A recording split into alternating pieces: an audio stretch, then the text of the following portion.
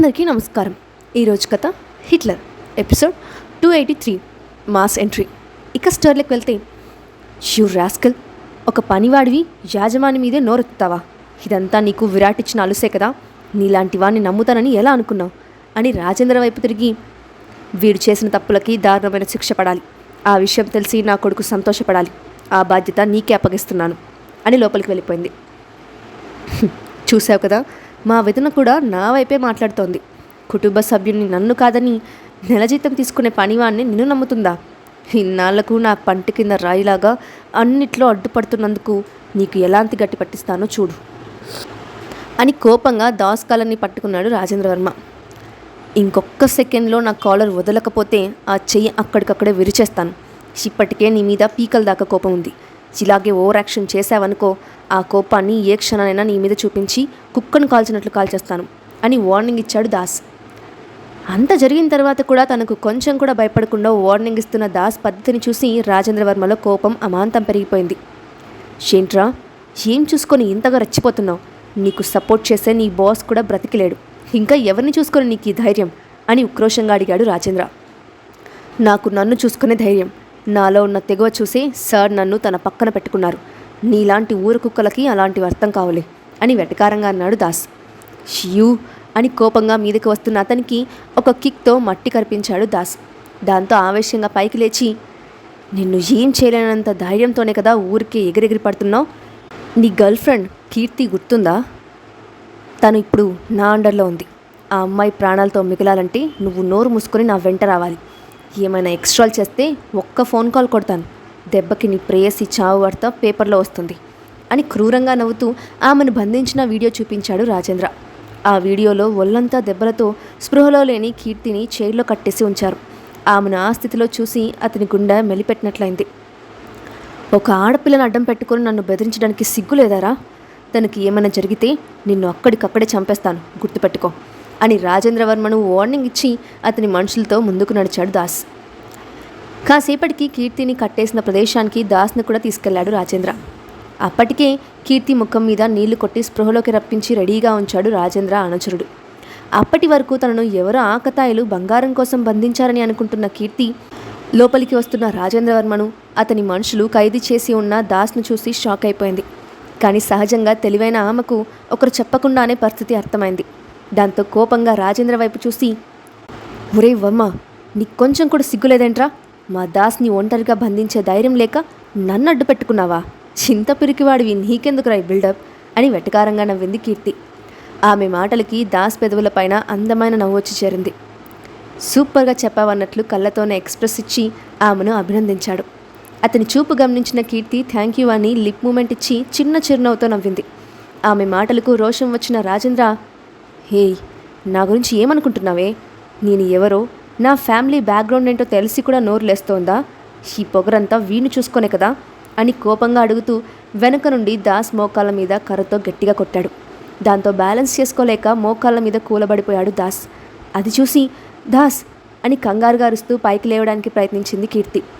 ఆమెను చూసి క్రూరంగా నవ్వుతూ దాస్ను చిత్తకొట్టమని తన మనుషులకు ఆర్డర్ వేశాడు రాజేంద్ర.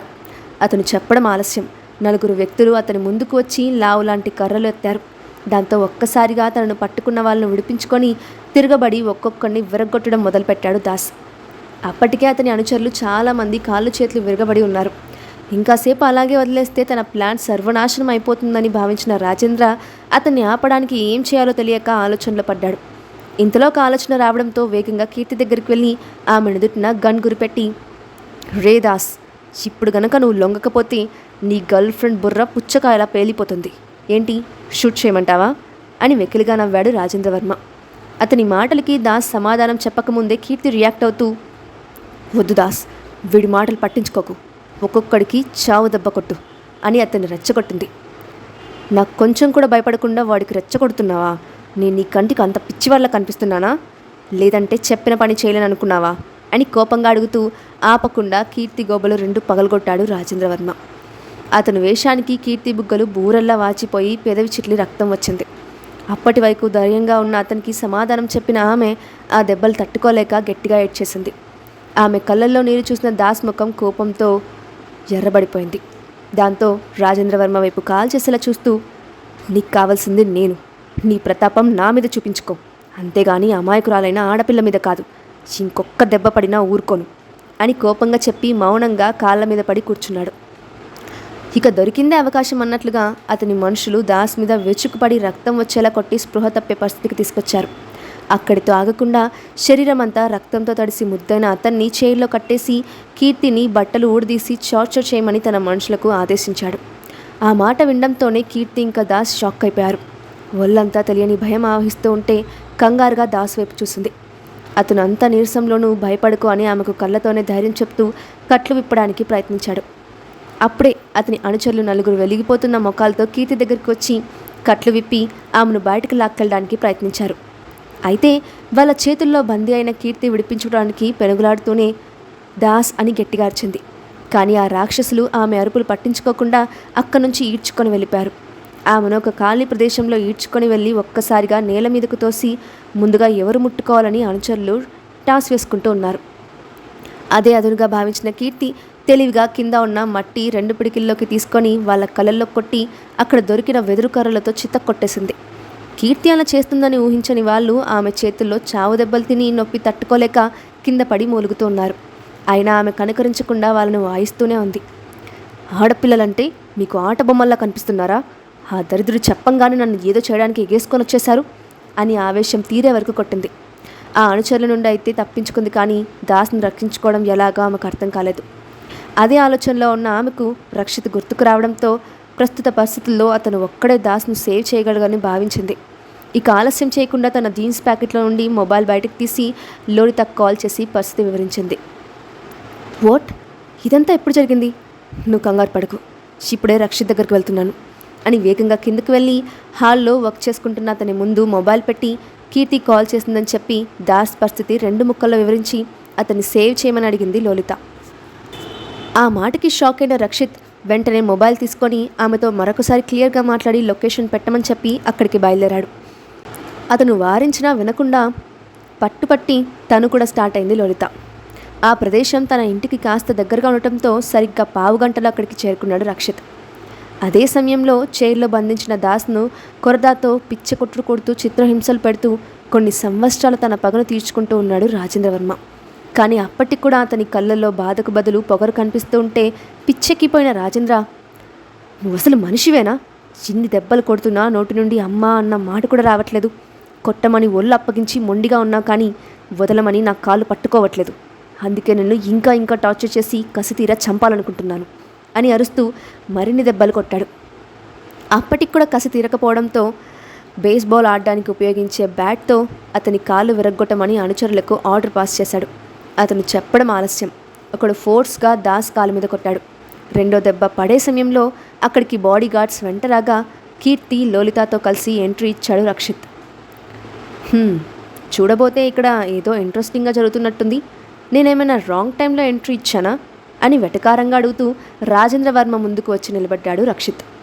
అతన్ని అక్కడ ఊహించని రాజేంద్ర మొహం షాక్ కొట్టిన కాకిలాగా నల్లగా మారిపోయింది. అదే సమయంలో రక్షిత్ ఉన్నాడన్న ధైర్యంతో కీర్తి వేగంగా దాస్ దగ్గరికి వెళ్ళి కట్లు విప్పి నెమ్మదిగా సపోర్ట్ ఇచ్చి పక్కకు తీసుకొచ్చింది. కాసేపటికి తేరుకున్న రాజేంద్ర, అబ్బా వీడెందుకు ఇక్కడికి వచ్చాడు? విరాట్ లేడని సంతోషపడేలోపు వాడితో సమానమైన ఈ రక్షిత్ కాడొచ్చాడు. ఇదంతా ఈ కీర్తి పని అనుకుంటా. అనవసరంగా ఈ పిల్లని తక్కువ అంచనా వేశాను అని లోపలే తిట్టుకుంటూ, నువ్వేంటి రక్షిత్ ఇక్కడికి వచ్చావు? ఈ ప్లేస్ గురించి నీకెలా తెలిసింది అని ముఖానికి నవ్వు పులుముకొని అడిగాడు. ఇక్కడేదో జాతర జరుగుతుందని తెలిసి చూడ్డానికి వచ్చాను.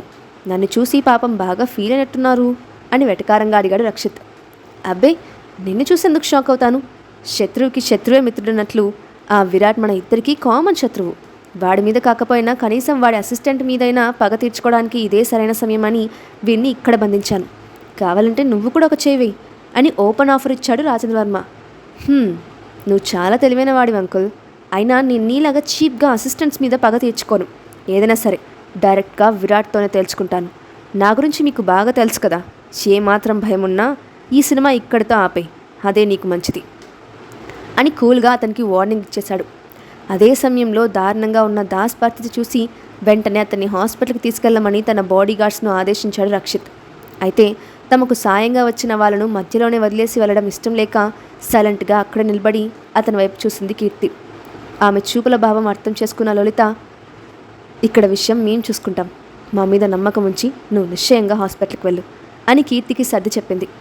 ఆమె మాటకి ఆమె వైపు విచిత్రంగా ఎక్స్ప్రెషన్ ఇచ్చిన రక్షిత్ను చూసి పిచ్చి పిచ్చిగా నవ్వుతూ, ఇది మీ డైలాగ్ రక్షిత్ గారు, మీ బదులు నేను చెప్పాను అంతే, ఎంతైనా భార్య భర్తలో సగం కదా అని కవర్ చేసింది. ఆ ఇద్దరిని చూసి చిన్నగా నవ్వుకుంటూ బాడీగార్డ్స్ హెల్ప్ సాయం చేయగా అక్కడి నుంచి తీసుకెళ్ళిపోయింది కీర్తి. అప్పటికి తన మనుషులందరూ చేతులెత్తేయడంతో కళ్ళ ముందే దాస్ వెళ్ళిపోతున్న రక్షిత్ను ఎదిరించలేక సైలెంట్ అయిపోయాడు రాజేంద్ర. అతను ఏమాత్రం తొందరపడినా అతని వెనుకనున్న బాడీగార్డ్స్ తనను పిట్టల్ని కాల్చేసినట్లు కాల్చేస్తాడని అతనికి తెలుసు. విరాట్ సిటీకి నెంబర్ 1 అయితే రక్షిత్ నెంబర్ 2 స్థానంలో ఉంటాడు. అయితే ఇన్ని సంవత్సరాలుగా విరాట్ను నేరుగా ఎదుర్కోలేక దొంగలాహా మోసం చేస్తూ వచ్చాడు.